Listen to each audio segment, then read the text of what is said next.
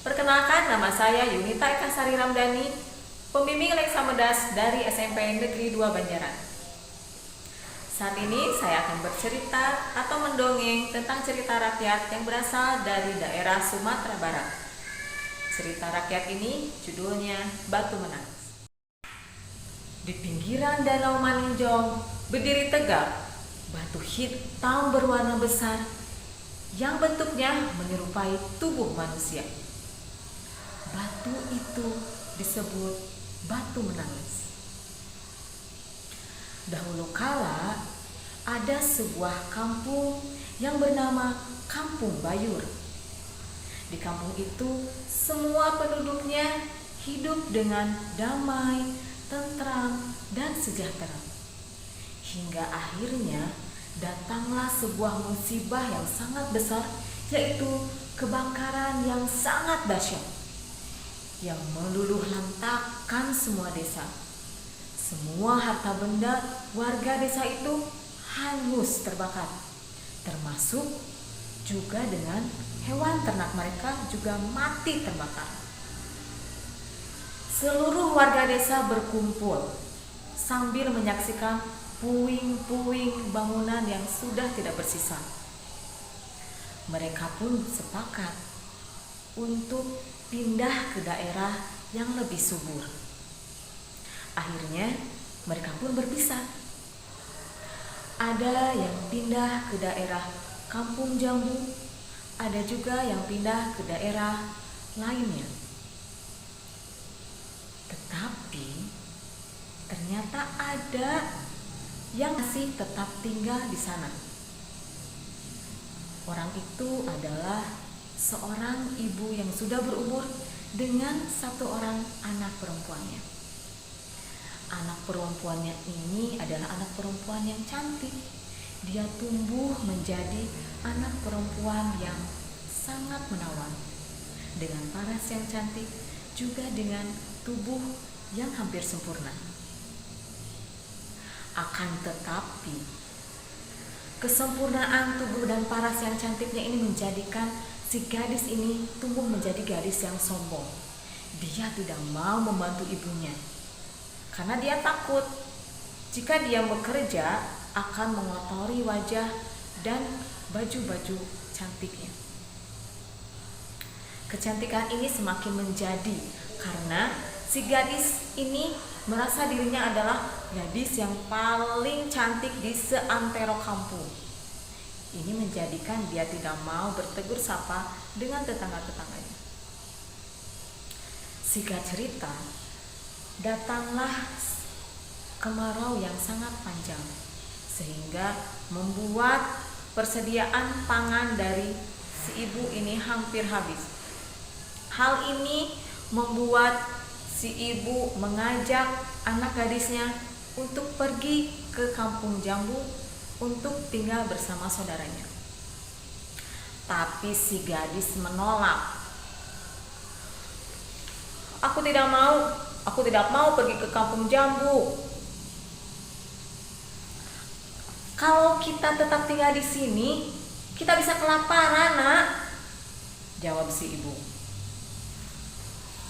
Ibu, aku tidak mau pergi ke sana. Kalau aku tinggal di saudara kita, aku nanti akan bekerja. Aku tidak mau, Bu. Sekarang kamu pilih. Mau tetap tinggal di sini kelaparan atau mau tetap hidup? Si gadis itu tidak menjawab. Dia pun kebingungan. Dia tidak mau kelaparan, tapi di sisi lain juga dia tidak mau membantu atau tidak mau bekerja. Akhirnya si ibu pun memutuskan tetap akan pergi ke sana, tetapi tidak tinggal di rumah saudaranya. Hanya mereka akan meminjam sejumlah padi yang mereka butuhkan dan akan dibayar setelah panen selesai. Di tengah panas yang terik, mereka pun pergi ke Kampung Jambu. Dan akhirnya mereka pun tiba di tempat yang dituju.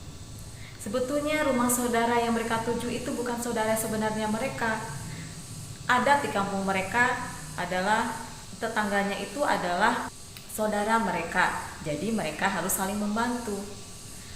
Nah, Setelah puas makan dan minum, maka si gadis pun menceritakan apa yang menjadi maksud hatinya datang ke rumah itu.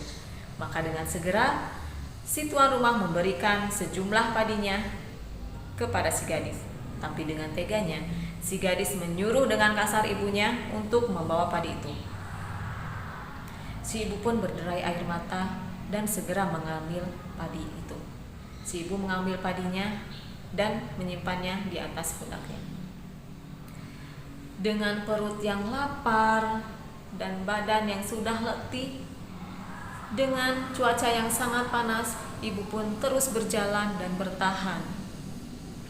Tetapi tidak dengan si anak gadis itu. Dia segera mencari tempat yang teduh di bawah terik matahari.